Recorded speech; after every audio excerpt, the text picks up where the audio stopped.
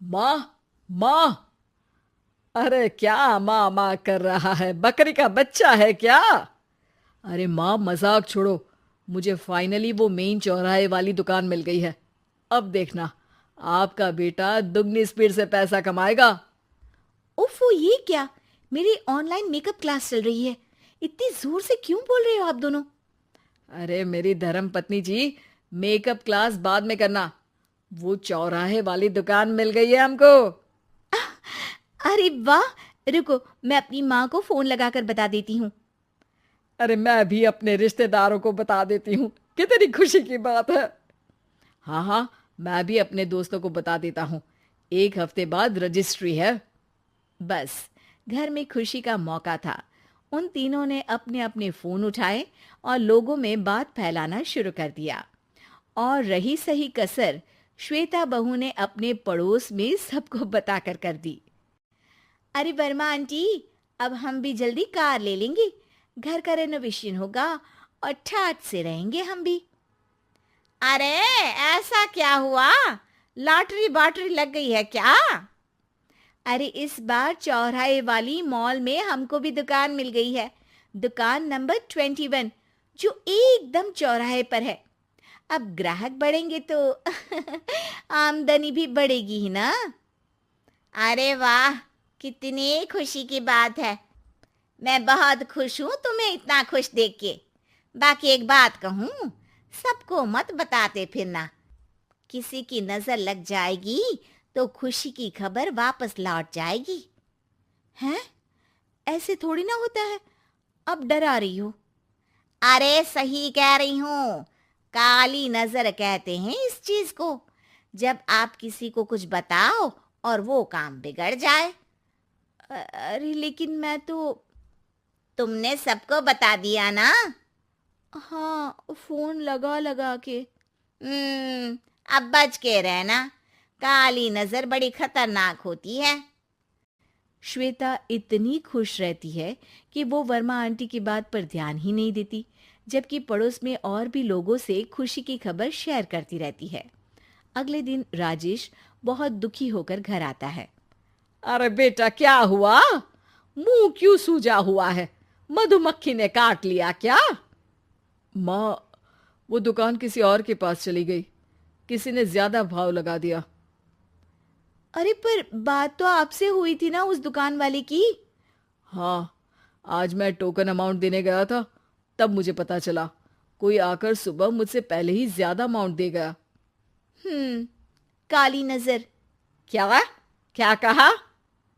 Verma aunty ने समझाया था कि किसी को बताना मत, वरना काली नजर लग जाएगी।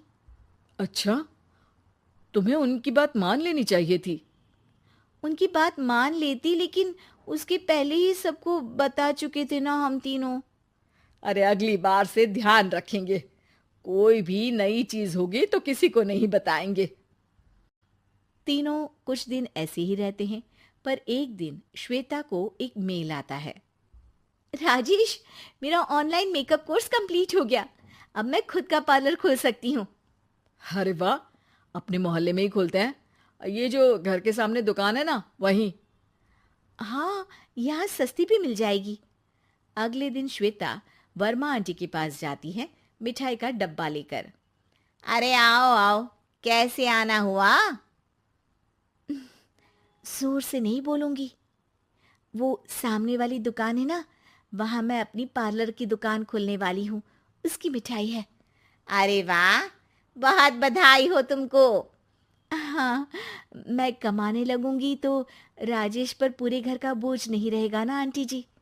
ये तो है। पर ये बता कि तूने ये बात किसी और को तो नहीं बताई ना? अरे नहीं नहीं, पिछली बार गलती कर दी थी।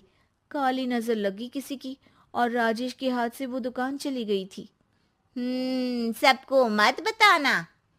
चलो मैं चलती हूँ, कल दुकान की बात करने भी तो जाना है। अगले दिन श्वेता दुकान के लिए मालिक से बात करने जाती है। अरे लेकिन दुकान तो हम कल रात को ही किसी को दे चुके हैं। कल ही? हाँ, कल ही। 2 दिन बाद कोई यहाँ पार्लर भी खोल लेगा। अब कहीं और दुकान देख लीजिए। अरे पर हमको भी तो पार्लर ही खोलना था। हाँ भाई, ये एक ही दुकान है, आधी आधी तो नहीं दे सकता ना मैं। राजेश और श्वेता घर पर हताश होकर आ जाते हैं। इस बार तो किसी को बताया भी नहीं था, अब किसकी काली नजर लग सकती है।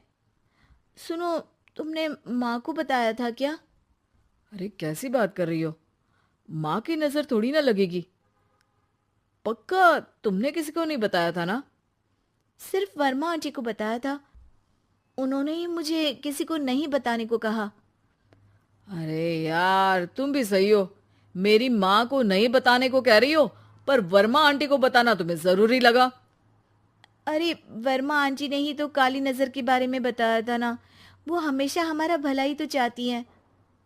मेरी माँ भी हमारा भला ही चाहती है। अरे पर चिल्ला क्यों रहे हो? बात नहीं कर सकते क्या आराम से? नहीं आता वो आराम से बात करना, और करना भी नहीं चाहता हूं मैं। दुकान जाने का दुख गुस्से में बदल गया था और राजेश और श्वेता में बात बंद हो गई थी। 2 दिन बाद मोहल्ले में पार्लर का इनॉग्रेशन हुआ, जिसमें मोहल्ले के सभी लोगों को बुलाया गया, पर श्वेता, राजेश और माँ नहीं जाते। माँ, अंदर आ जाओ, क्या देख रही हो? अरे नया पार्लर देख रही हूं अपने आंगन से। देखो, माँ को दूसरे का सुख देखने में कितना मजा आ रहा है, मेरा दुख नहीं दिख रहा इन्हें। यहाँ मेरा पार्लर भी तो हो सकता था। अरे चुप रहो यार, हर बात में लड़ाई क्यों ढूंढ रही हो? राजेश और श्वेता फिर बहस करने लगते थे। तभी माँ ने दोनों को बाहर बुलाया। अरे जरा देखो तो, दुकान चलाने वाले का बोर्ड पर नाम क्या लिखा है? श्रुति वर्मा। गाड़ी निकाले बेटा, हमें कहीं जाना है। काली नजर का इलाज कराने। राजेश अपनी बाइक निकालता है। तीनों ट्रिपलिंग कर रहे हैं। माँ राजेश को उस मॉल वाली दुकान पर लेकर जाती है जहां राजेश अपनी दुकान खोलने वाला था। यही दुकान लेना चाहता था ना तू? हाँ, पर इनको भी दुखी करने लेकर आई हो क्या यहाँ पर दुकान दिखाकर? वहां काफी नहीं था? अरे श्वेता, थोड़ा सब्र रख, अभी पता चलेगा कि हम यहाँ क्यों आए हैं। बता, इस दुकान चलाने वाले का नाम क्या है? अनुपम वर्मा। कुछ समझ में आया? वो दुकान वाली श्रुति वर्मा, ये दुकान वाला अनुपम वर्मा, और हमारे पड़ोस में हमने उस दुकानों के बारे में बताया किसको था? अब वर्मा आंटी को। मतलब वर्मा आंटी ही हमारा काम बिगाड़ रही है? नहीं नहीं, ऐसा नहीं हो सकता, ये बस इत्तेफाक है। राजेश अपना फोन निकालता है और श्रुति वर्मा और अनुपम वर्मा के नाम फेसबुक पर सर्च करता है, जहां ये दोनों ही वर्मा आंटी के रिश्तेदार होते हैं। श्वेता को समझ में आ जाता है कि वर्मा आंटी की ही नजर खाली नजर है। अब क्या करना है? कोई भी खुशी की खबर हो तो काली नजर से बचना है, यानी वर्मा आंटी से बचना है। अरे पर मुझे ये समझ में नहीं आया कि वो हमारे साथ ऐसा क्यों करेंगी। अरे बेटा, एक सीख है, दूर के आदमी को आपकी तरक्की से कम परेशानी होगी, पड़ोसी को ज्यादा। दोनों माँ की बात में हामी भरते हैं और अगला काम चुपचाप करने की कसम खाते हैं, ताकि आगे से वर्मा आंटी कोई काम ना बिगाड़ सके।